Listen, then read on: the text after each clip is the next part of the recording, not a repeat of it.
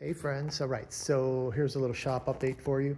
We've got a nice little slab of black walnut from a sawyer out in Washington State, and this is gonna be an Atchafalaya river table, one of our special river tables that we make, and so we're just starting on it. I actually have another slab coming that is the consecutive cut off of this tree.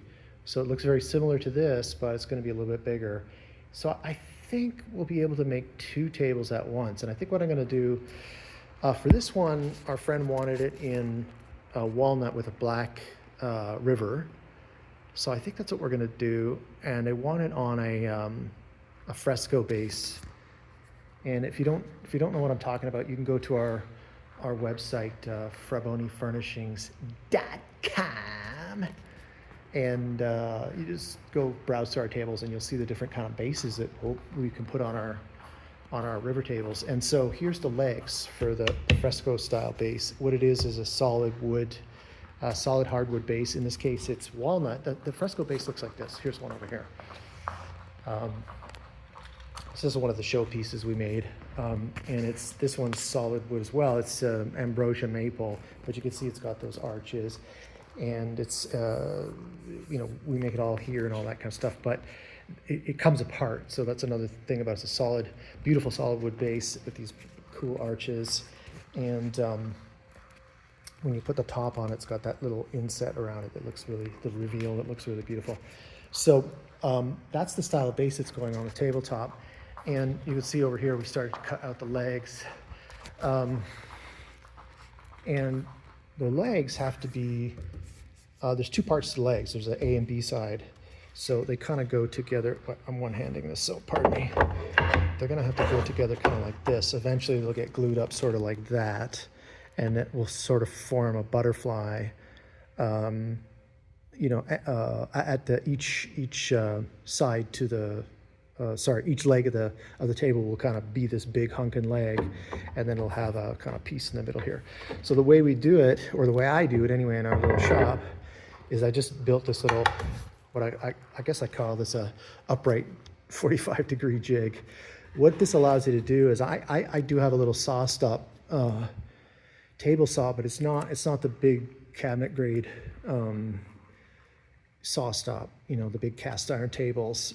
I just have a little job site one, and so the blade on mine only goes so high, and it's not super precise. It's a job site thing. It's made for construction sites, but it was affordable.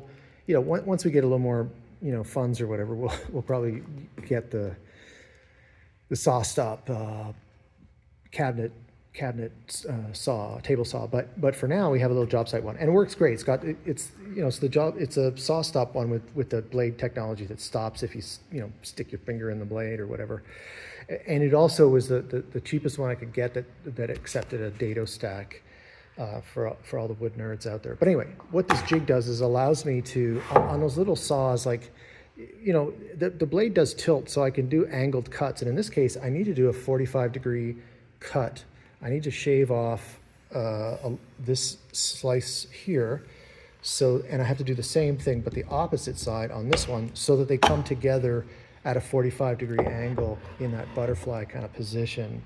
And so what this little jig allows you to do is take a little imprecise saw like my job saw, and forget about the imprecision. I just keep the blade in an upright 90-degree angle, like a normal cut on a table saw. So I'm not angling the blade at all. it's just straight up.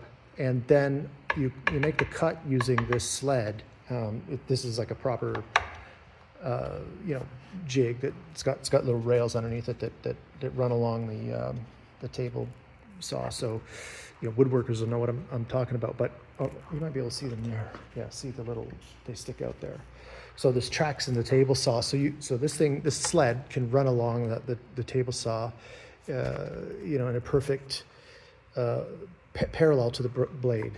And so I cut one this way, and then I put the other one on, and I cut it this way, And by doing that, whatever, like, however the blade is off in the, you know, the table saw itself, like it's just not that precise. So even if the blade is 90 degrees, it may just be off just a little bit or something like that. So what this jig allows you to do is forget about all that. You don't have to worry about whether or not the blade is like perfectly 90 degrees or perfectly 45. You just cut the opposite side, and then when they come together, the outside will form a perfect 90 degrees. And it's just a kind of a nice way to get around that. So anyway, that's our little 45 degree angle jig that we use for cutting out legs. And yeah.